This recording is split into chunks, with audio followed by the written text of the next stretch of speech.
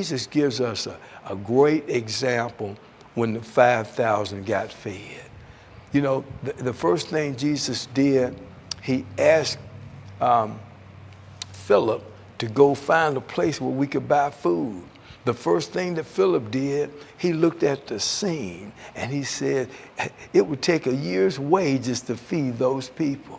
See, he was operating in what he could see, feel, or think, or how he could do it. And the second disciple said, well, I found a little boy here, but he only has 5 loaves and 2 fish. But Jesus did something very special. He casted that burden over to his Father. And he didn't carry it anymore, and he prayed that prayer of faith.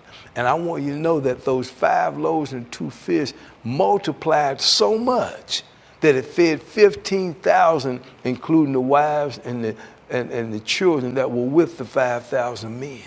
But he was showing us something that if we cast it over, we can take the little that we have and pray over it, and he'll multiply it and do something miraculous to make sure that that prayer gets answered.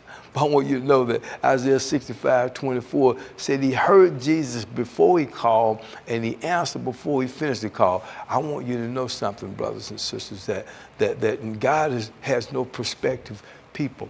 He doesn't show favoritism. He'll do that for the poor or the rich. It doesn't matter. When you go into his presence and you sort the word out that has the answer for your prayer and then incorporate it into the prayer, and when you pray it back to him, it's like you're holding his word up to him. And he said, my word can't come back void. It'll do what it said and go everywhere I send it, where he sends it to you and gets you to send it back to him with faith, casting all your cares upon him so that you're not worried or anxious at all. Now you can stand in faith and get those prayers answered. I want you to know it doesn't make any difference what little you have. He wants to multiply. Doesn't make any difference if you're sick. He wants to heal you. Doesn't make any difference if you come out of a broken relationship. He wants to give you a good relationship. Or a divorce. He has another husband. Or lost children. There's nothing impossible for you because he gives you the privilege to come into his presence and be able to pray that prayer of faith